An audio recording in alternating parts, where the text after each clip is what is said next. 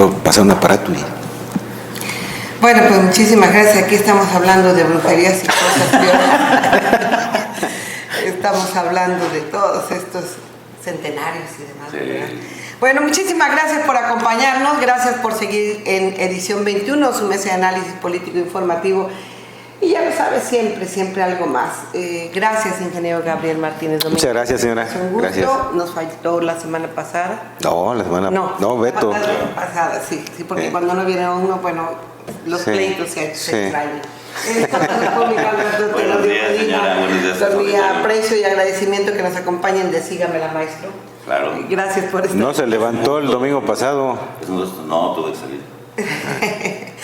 Pero no en la tele, sino que salió fuera de la ciudad. Bueno, déjeme iniciar esta mañana con un tema que sorprendió el jueves por la noche. Sí, más o menos. Jueves. Fue el jueves. Jueves en la noche. Por la noche, pues aquello de las 6 de la tarde aproximadamente, empezamos a escuchar de última hora, bueno, yo con Pepe Cárdenas y empezaron en todos los corrillos políticos, la inesperada renuncia de Medina Mora, señor que, bueno, pues había sido de todo, de todo y sin medida, toda su vida como burócrata, pues desde responsable del CISEN, procurador general de la República, fiscal general, bueno, todo. Embajador En el Vaticano, ¿no? No, en Estados Unidos. En Inglaterra. Perdón.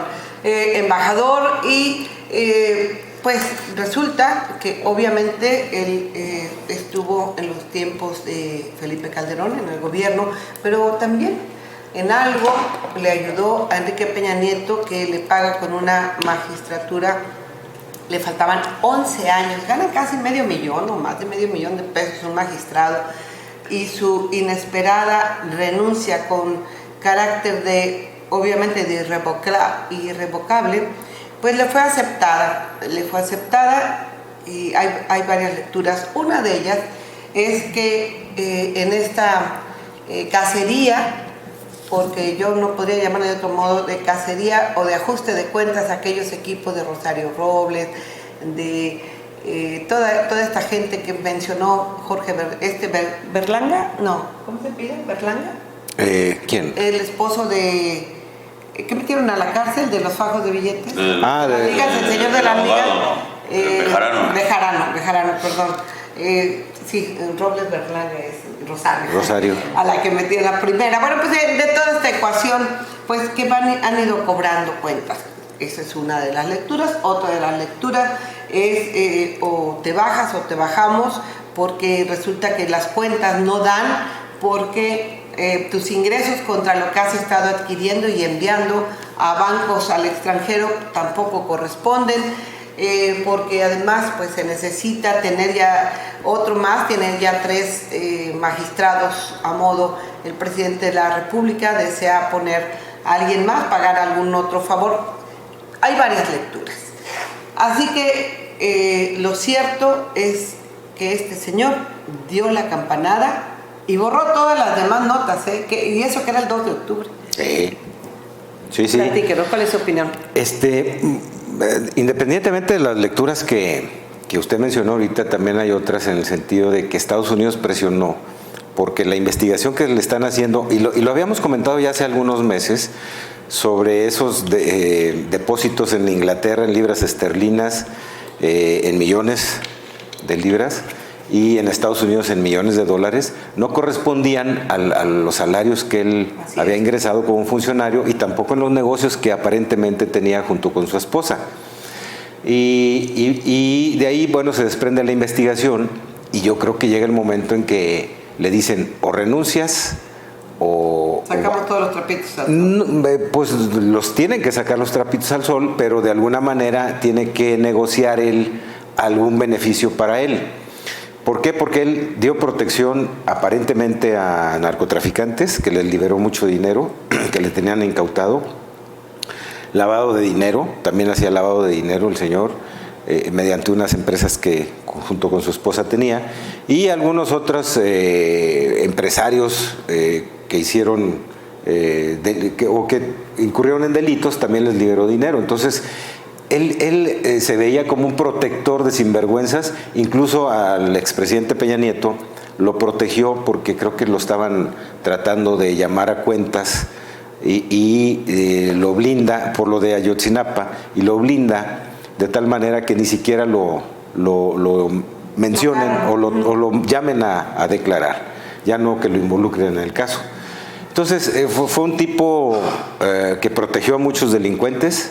Desde Vicente Fox él estuvo trabajando en el CISEN, luego con Calderón en la PGR, y ya con Peña Nieto estuvo de embajador y luego lo nombra ministro de la Corte, precisamente pues para proteger los intereses de todo ese grupúsculo de políticos que estaban en ese momento en el poder durante los 18 años estos que menciono. Pero aparte de eso, el artículo 98 de la Constitución dice que para que renuncie un ministro de la Corte tiene que ser por asuntos graves, por cuestiones graves. Él no menciona en su renuncia ningún asunto grave.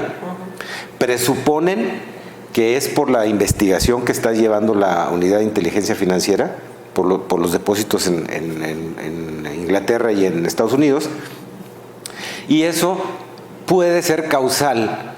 Porque en el artículo 95, según el licenciado Carrancá, en el artículo 95 dice que para poder ser ministro tienen que tener palabras más, palabras menos, reputación intachable. Calidad moral. O calidad moral, intachable, algo así. Y entonces, por el simple hecho de la presunción de que él pudiera haber cometido un delito, ya no tiene esa calidad intachable, ya está en duda.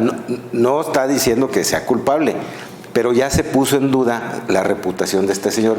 Y entonces pudiera ser que ese sea el motivo por el que él se está metiendo la renuncia en base al artículo 98. Curando en salud, como dijeran. De alguna manera curando en salud. Ahora, ¿qué va a pasar con él? Pues yo creo que va a seguir la investigación, vamos a ver hasta dónde termina. Pero de que es un sinvergüenza de marca, eso no nos cabe la menor duda, porque estuvo protegiendo a ojos vistos. El mismo presidente de la Suprema Corte, Arturo Saldívar, mencionó que él recibe una corte con muchos actos de corrupción. Menciona un circuito en Jalisco, en donde aparentemente todo ese entramado de justicia en el estado de Jalisco está corrompido. Y así como ese, en varios estados de la República. No todos los jueces son corruptos, tampoco, pero sí está penetrado por el crimen organizado el sistema judicial. Ya lo reconoció el presidente del Supremo Tribunal de Justicia. Y dentro de, bueno, no lo menciona por su nombre, pero pues da a entender que este señor Medina Mora pues era parte de ese entramado de gente que estaba relacionada con crimen organizado y de protección a políticos corruptos, ¿verdad? Entonces, pues tiene un trabajo muy duro por delante el ministro presidente. Esperemos que lo logre en sus 4 años de que le tocan de periodo. Ojalá empiece a limpiar el sistema judicial, porque era de lo que nos quejamos. Precisamente ayer sábado, en un circuito de Tamaulipas, no sé por qué en Tamaulipas, pero un circuito de Tamaulipas de justicia libera a 2 más involucrados en el caso de Ayotzinapa. Ayer sábado. Y eso que hubo muchas quejas, que fue en el puente del 15 de septiembre, cuando liberaron como 40 también, personas, no sé, una cantidad enorme de gente. Probablemente estén mal integradas las averiguaciones y el juez diga, pues no al lugar y tal. Claro.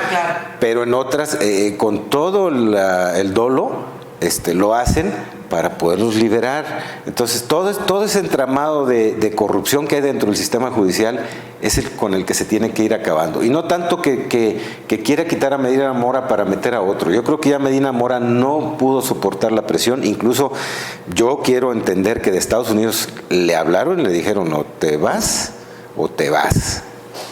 Beto. No, es indefendible lo indefendible, ¿verdad?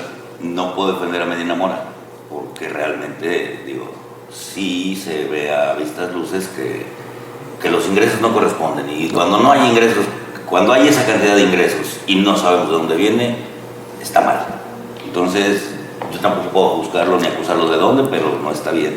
Ahora, aparte de defender políticos, les dio más de 2,000 millones, reintegró cuando retiene la fiscalía el dinero. Descongela, pues. Descongela las cuentas de más de 2,000 millones de narcotraficantes. O sea, sí defendía a políticos y a narcotraficantes según le conveniera. ¿Sí? Qué bueno que empiecen a limpiar. Lo que sí veo también, y no nos hagamos patos, es que Morena y López Obrador quieren tener más magistrados dentro de la Suprema Corte, y lo dijeron desde hace meses. Tenían la propuesta de, si no podían correr a unos para meter ellos los suyos, tenían que incrementar el número de magistrados para tener mayoría. Así está la propuesta, aunque digas con el dedito que no. ¿Sí? Lo que diga mi dedito. Y ahí está en los periódicos cuando vienen las propuestas. Ahorita te lo aclaro. De los de Morena. ¿Sí? Ahorita te lo aclaro. Así entonces, no podemos defender a Medina Mora, no hay mucho que hablar de este señor, pero sí hay una cacería de brujas absoluta y total en base a lo que usted comentaba de los que afectaron a Bejarano, ¿sí? Y lo exhibieron, y hoy lo tiene, de todos modos lo tiene papacha y protegido López Obrador, diciendo que no hay corrupción en su gobierno, pero tiene al líder de la corrupción, ¿sí? Al sujeto mayormente señalado a nivel nacional, filmado, ¿sí? Es el papá de los pollitos de los corruptos, ¿sí? Y él jura que no hay corrupción. Entonces sí, esto tiene mucha venganza de por medio. Recordemos que a Rosario Robles, el juez que supuestamente le tocó porque era su turno y porque casualmente se burla de ella, le dice, mira qué casito me tocó, le ponen una licencia de conducir falsa. O sea, buscan, ¿sí? Igual que lo han hecho otros presidentes que han buscado la manera, como Peña Nieto encerró a la maestra, al Bester. Digo, siempre... pero aquellos se conformaban con un solo golpe y se acabó el asunto, con alguien grande para mostrar poder. Pero va en contra de todo un grupo de personas, va en contra de todo lo bueno que habían hecho porque les tiene odio, como el programa Prospera. Todo lo que huela a Felipe Calderón, que huela a Fox o que huela a Peña Nieto, le da repulsión, le salen ronchas y quiere acabar con ello. Entonces sí, claramente merece Medina Mora una investigación. Ojalá sea limpia, transparente y ojalá pague si es culpable. Y no nos hagamos patos de que Morena y el PG traen todo un odio y un sentido de venganza en todo lo que hacen últimamente. Desde que tomaron posesión es un sentido de venganza. Más bien el sentido de venganza lo traes tú, junto con todos los prianistas, que todavía no les queda claro que ya ganó López Obrador por un gran margen, que los corrió a patadas. Más bien no los corrió él, los corrimos nosotros, el pueblo, 30 millones de votantes que votamos por él, los corrimos, los sacamos a patadas por sinvergüenzas, corruptos y hijos del maíz. Eso que mencionas de que Bejarano trabaja con López Obrador, eso es una mentira, te lo vengo diciendo. Cada vez que lo mencionas es una vil mentira y sigues con tus mentiras. Bejarano tiene una asociación civil, nada tiene que ver con el gobierno, absolutamente nada. ¿Y la esposa? La esposa sí es senadora o es diputada o no sé qué. Bueno, pues ella sí, ella fue electa. ¿Quién la eligió? Pues no sé, o fue plurinominal, no sé, pero ella está ahí. Pero Bejarano, el de las ligas, ese no trabaja con López Obrador, no trabaja en el gobierno federal, ni va a trabajar. Él ya le quedó claro que no puede estar trabajando en gobierno federal, ni estatal ni municipal. Tiene su asociación civil y se dedican a, yo no sé, a bajar proyectos, yo no sé qué hagan. Pero eso es cosa aparte, nada que ver con el gobierno federal. 2, cacería de qué, Medina Mora, ¿qué tuvo que ver con Rosario Robles? O con Bejarano. Nada. Todo lo que huela, nada. Calderón y Peña. Por supuesto, todo eso huele a corrupción. Y toda la corrupción está cayendo. Y ¿sabes? Creo yo lo que está pasando. A Peña Nieto ya le quitaron a su abogado, que era Juan Collado, está en la cárcel. Le acaban de tumbar a su ministro que lo defendía dentro de la corte.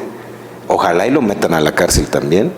Y le están tumbando a todo ese entramado, el que era asesor jurídico de la presidencia, que quiso meter a sus primos y a no sé qué en la corte y en no sé dónde. Y ya, Benítez, creo que se apellida, ya también lo echaron para abajo. Es decir, lo están cercando a Peña Nieto. Lo están cercando y va a llegar el momento en que lo van a tener que llamar a cuentas. Con lo de Ayotzinapa, para el baile vamos, por ahí van a empezar, porque sí lo pueden llamar a cuentas. Toda esa gente, Tomás Herón, el que fue encargado de la Procuraduría, Elías Beltrán, ya también se lo echaron para abajo, era el que los protegía.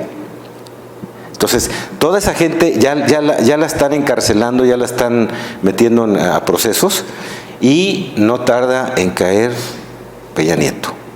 Fíjese que en lo personal no me parece mal que los investiguen, ¿no? O sea, me parece que bueno, y ojalá que investigaran a todos y algunos que tenemos por aquí cercanos que nos consta de dónde tanta lana, ¿no? Sí. De que nos consta, tenemos un caso en San Luis, el de los Gallardo, si se acuerdan ustedes de aquella compra a una farmacia que ni existía o que era un changarrito, sí, y nunca se hizo nada, más de 20 y tantos millones de compras. 90 millones. Bueno, la primera creo que cuando se empieza a dar el asunto tenía 20 y tantos millones sí, a esta Regina o no sé cómo se llamaba. Con ese empezaba el nombre, no me acuerdo. Pero bueno, y no pasa nada, Ojalá pase y que pase con todos y que no nos vuela a estas venganzas únicamente de unos cuantos. Si los han podido agarrar es porque tienen de dónde. Claro. Pero hay muchos que tienen de dónde y como se agazapan, como que se disfrazan, ¿por qué no hay? O se pasan a Morena y ya son intocables. ¿Cómo quién? ¿Cómo quién? ¿Cómo se llama el de las casas? El que tiene un montón de casas, diputado que... ¿Cuál? El que acaba de todos. De Morena, el viejito, Chu. ¿Cómo se llama? ¿De la comisión? Hombre, Bartlett. Chu. O sea, él está igual que Medina Mora, no tiene manera de comprobar los ingresos para tener tantas propiedades, pero como está en Morena, entonces ahí sí no hay A ver. Y ahí está bien. La presidenta de Morena y está el otro presidente del Senado, Jacob Polensky. ¿Le condonaron qué? 18 millones. ¿Pero quién se los condonó? Ahora, ¿de dónde gana 18 millones? Yo lo pregunto. Para que le condonen 18 millones, ¿de dónde los ganó? Imagínate. A ver, primero, ¿quién? Ellos sí, lo más a ver, por eso. Mentiras. No, a ver, mentiras tuyas. ¿Quién le condonó los impuestos? No fue en el gobierno de Peña Nieto y porque había una ley creo que de Calderón fue. 2007, por ahí, 2007-2008. Bueno, pero porque la ley lo permitía, porque había una ley a modo para todos los grandes empresarios. Pero la ventanearon. Sí, pero también, no la ventanearon, exhibieron lo mentiroso y corrupto. Espérate, por eso. Porque, o sea... Eso no deben de estar. Está bien, no deben de estar. ¿Es honesta o no es honesta? No. Dicen, no, es que es honesta. Bueno, eso es un poquito... No. Aquí, o estás embarazada o no estás embarazada. Sí, claro. Estás medio embarazada, medio honesta. Acuérdense cuando ganó Morena que le sacaron los trapitos al sol a la señora y compraba licuadoras de 70,000 pesos para el Congreso. Sí, o sea, en donde quiera. Yo nunca le he visto. En donde quiera, pero por ejemplo, si a mí me parece deshonesto eso, pues yo no me apego a estas leyes que existen, ¿verdad? Que porque se las dieron por esa condonación porque existía y hacía muchas otras grandes. Sí, pero no fue López Obrador el que se los perdonó Calderón, no, Peña Nieto. Bueno, y la exhibieron. Yo te estoy hablando que actos de corrupción y personas investigables también hay en Morena, pero ellos no los tocan. Ya los tocaron. ¿Y no les sale investigación? Bueno, pues yo no sé, pues pon la denuncia.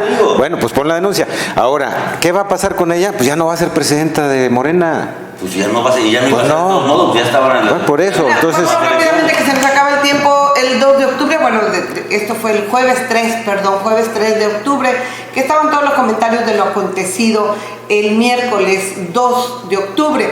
De repente nos dimos cuenta que la jefa de la Ciudad de México, Claudia Sheinbaum, anunció que habría un cinturón por la paz de voluntarios de 12,000 voluntarios, todos funcionarios, que iban a ir con una simbólica playera blanca para que obviamente fueran distinguidos. Vimos muchas cosas, buenas, malas, pero cuestionable la actuación, ya que pues hubieron estos voluntarios que no saben ni cómo defenderse, hubieron agredidos, hubieron personas que, de acuerdo a la Ley Federal del Trabajo, ellos no pueden ser obligados a realizar una actividad para la cual no están capacitados, como es de seguridad o de guardia. Inhibieron, sí, a lo mejor un poco, pero los que quisieron hacer lo que quisieron hacer, lo hicieron. La verdad que vimos con bastante tristeza jóvenes tratando de romper algunas vitrinas, algunos anuncios.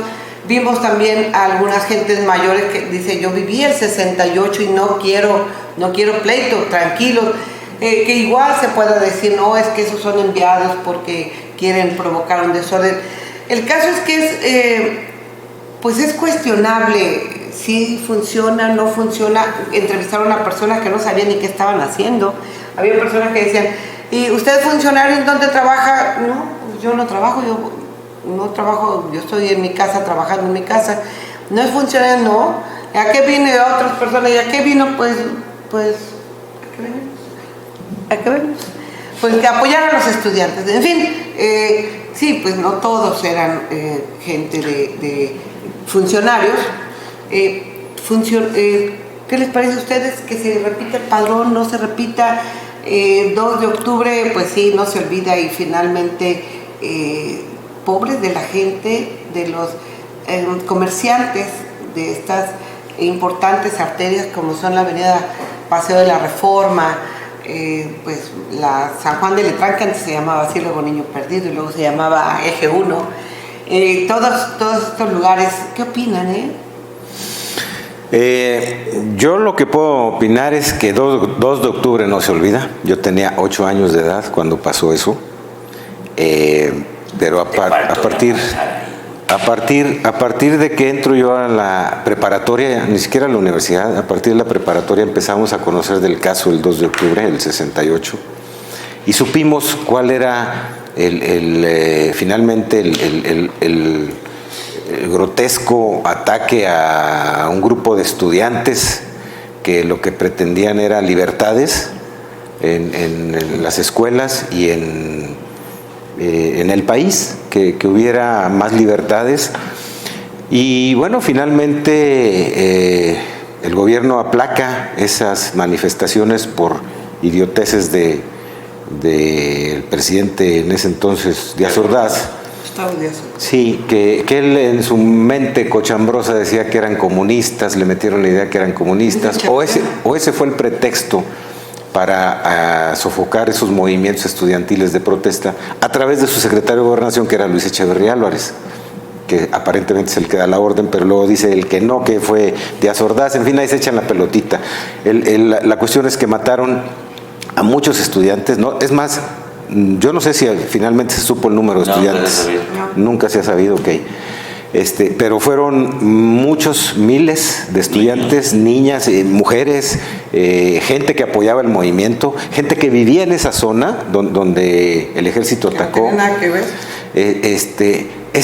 Fue un movimiento, ¿qué le llamaría yo? Un movimiento limpio, legítimo, de estudiantes que pedían libertades que no se tenían en ese momento, para que ahora, en el 2019, o desde el 17, 18, 19, un grupo de macuarros, de porros, porque no son otra cosa más que una bola de sinvergüenzas vividores, van a hacer destrozos en una marcha conmemorativa de el espíritu de libertad que buscaban esos muchachos. Van y la manchan con ese tipo de actos que bueno, pues si ponen cinturones de la paz, o si ponen cinturones de policías, o si ponen cinturones de ejércitos, o de lo que pongan, finalmente no debiera de pasar esas infiltraciones de ese tipo de gentes que van a hacer desórdenes en un evento tan importante. Yo sí lo siento y lo tomo como importante, porque eran muchachos universitarios que sus únicas armas eran las ideas, eran los libros, no llevaban armas de fuego. El ejército, con toda alevosía y ventaja... No. El ejército fue agredido también. A ver, pero... El ejército cerca. Sí, a ver. Pero el ejército nunca le dispara a los jóvenes. El que dispara a los jóvenes son los guantes los mismos del gobierno. Y el ejército, sí, del gobierno. Ah, bueno. Pero el ejército tuvo bajas por parte de los guantes blancos y el ejército repele la agresión. Por eso, Beto, sí, Beto. Pero lo que quiero que me entiendas es que no fueron los estudiantes. No, ellos nunca empezaron nada. Ah, bueno. Entonces, un movimiento tan limpio en ese sentido, de no llevar armas de fuego, de no llevar machetes o palos para enfrentarse, sino que ellos expresaban sus ideas, lo expresaban a viva voz. No había ningún vestigio de agresividad. De agresividad ni de nada. Y el gobierno, a través de la provocación misma de ellos, de las mismas gentes del gobierno, desatan esa balacera y matan a mucha gente inocente. No es posible que ahora, en estos momentos, esos grupos de idiotas, estúpidos, muchachitos que ni siquiera conocen qué fue el movimiento del 2 de octubre, van y destrozan negocios, golpean gente. Que le quemaron la librería porque los pensantes... eso es lo que no se vale y eso es lo que... ahí sí yo critico al gobierno de Sheinbaum, critico al gobierno de López Obrador, de que no puedan frenar a ese grupo de muchachitos estúpidos que van a hacer destrozos. Así es. Ahí sí tienen que ser con mano dura. Que pase lo que quieran. No, yo no estoy de acuerdo en eso. Tienen que castigarlos porque son delincuentes, son vándalos. Y allí no entra que la libertad de expresión ni que nada. Esos muchachos van a hacer destrozos y a hacer desmanes. Y ellos tienen que ser castigados. Coincido con Gabriel. Aquí algún día platicaremos ya en el 68 y de por qué viene el origen de la Guerra Fría y el pánico que tenían los gobiernos. Ya el otro día lo comenté en grandes Casos. No, en otros países. En Centroamérica, recuérdense, había mucho crecimiento sobre el comunismo y era el miedo de los países capitalistas y de los gobiernos capitalistas que el comunismo creciera. Y empieza la Guerra Fría en México desde 1963, 1950 y tantos. Y por ahí viene el asunto ese, pero luego platicamos ese tema. La marcha del 2 de octubre es una marcha totalmente justificable, digna y que ojalá se siga repitiendo y se siga recordando para que los políticos entiendan que no pueden callar las voces de rechazo de un grupo. Pues, tenga o no la razón, bueno, se está expresando y no están manifestando otra cosa más que sus ideas, sus criterios, y si no están de acuerdo con el gobierno actual, pues ni modo, lo están expresando. Lo que sí está pésimamente mal son dos cosas: que a estos cuates no los detengan. Estos mismos son los que se llaman grupo anarquista, sí. Los tienen bien identificados y se meten en la marcha, en cualquier marcha se meten. Se han metido en las últimas. En todas. En la del aborto. En la del aborto, en la de las mujeres, sí. En la del 2 de octubre. En todas andan estos cuates y son los que tienen tomado el auditorio Che Guevara en la universidad, que ningún rector ha podido quitarlos de ahí, ¿sí? Entonces, no sé quién los apadrine o quién aparentemente, aparentemente es Mancera y un grupo de periodistas. ¿Quién pero sabe? No sé. Porque, mira... porque ellos se ocupan dinero para mover. Sí. Y viven en el auditorio, es un punto de venta de droga. No, bueno, esos son de los que están en la universidad, pero... Son ellos mismos, son los anarquistas, es el grupo anarquista de México. Pero se ha visto que hay más gente que no pertenece... Bueno, tienen porros en todas las colonias, se van a Iztapalapa y se traen otro montón de delincuentes. El problema aquí es ¿quién los está protegiendo? Los tienen bien identificados. Les han hecho todo tipo de marchas de este tipo, apristas, panistas, perredistas, morenistas. O sea, no, estos no, pues eso es anarquía. Anarquía es un gobierno, es un estado sin ley. Sí. Es gobernado. Un estado sin ley. Ellos no respetan ni a Dios ni a sus mamacitas, ¿sí? Entonces, ¿qué hacen con ellos? Detenerlos. A mí se me hace ridículo que manden a unos funcionarios porque, bueno, así trabaja Morena en el DF. Los obligan a ir a los meetings, los obligan a ir al 16 de septiembre, los obligan a ir cuando López Obrador hace un plantón ahí en el Zócalo. A todos los funcionarios del gobierno los obligan, ¿sí? Y eso está a luces conocido en todo México. Por mí los pueden obligar a ir al Zócalo, ese es su problema. Pero que los obliguen a defender con su físico, ¿sí? Los negocios del centro, a exponerlos físicamente contra esta bola de delincuentes. No, para eso tienes unos policías, pero acuérdense que que Claudia Sheinbaum cuando llega, luego lo primero que anuncia es se desaparece el cuerpo de granaderos. Sí. Pues no puede desaparecer un cuerpo de granaderos en una ciudad como México, que es de las más grandes del mundo y es demasiado conflictiva y tienes demasiadas protestas, plantones y marchas. Fue una estupidez haberlo hecho. No. ¿Sí? Bueno, pues nos vamos a corte y los empresarios levantaron la voz y quién nos protege, ¿no? Quemaron la puerta de Canaco. En fin, cuántas empresas dañadas. Les sugiero que vean una serie de Netflix que se llama Un extraño enemigo. Un extraño enemigo es una... Pero está en Amazon, ¿no? En Prime. Amazon. Yo la vi, nosotros la vimos en Amazon. Netflix. No, en Netflix. ¿En Amazon? En Amazon, porque yo la busqué en Netflix y no está. Creo que está en Amazon. Le estoy preguntando a mi esposo porque me la puso. Sí. Bueno, lo checo y enseguida le corrijo a usted si es Amazon o Netflix. Creo que es en Netflix porque nosotros tenemos Netflix. Okay. Igual tenemos el otro inicial. Igual tenemos el otro inicial. Pero Un extraño enemigo. Buenísimo. Vale la pena ver esa serie. Viene contada inclusive por personajes de ese momento, por personajes que vivieron y te van poniendo escenas de aquel tiempo. El contexto real. Te ubican perfectamente. Vale la pena ver esa serie de Un extraño ¿De qué tema habla? enemigo. Del 2 de octubre. Del 2 de octubre, sí. Porque habla de cómo mandan la orden, a quién se la mandan, todo. Los políticos, cómo están involucrados, incluso la policía judicial. O sea, es todo el gobierno, es una trama. El negro Durazo. La Guerra Fría es una parte de la Guerra Fría. Pero vale la pena conocer. No, es de la Guerra Sucia. Gutiérrez Barrios. Gutiérrez Barrios, que era la Dirección Federal de Seguridad. Todos esos políticos. Bueno, ¿quién está ahorita el secretario de Seguridad Pública Nacional? ¿Ahorita? El doctor Durazo. No. Alfonso Durazo. El que está ahorita, sí. Alfonso Durazo. Él era parte en ese tiempo, si no mal recuerdo, él era secretario particular. No, Malio Fabio Beltrones fue secretario de... Sí, es el que movía ahí los... Sí. Bueno, vale la pena que lo vean. Al regresar le digo si fue Netflix o Amazon, porque para no quedarnos con la duda. No le cambien, volvemos rápido. Pero está buenísima esa serie.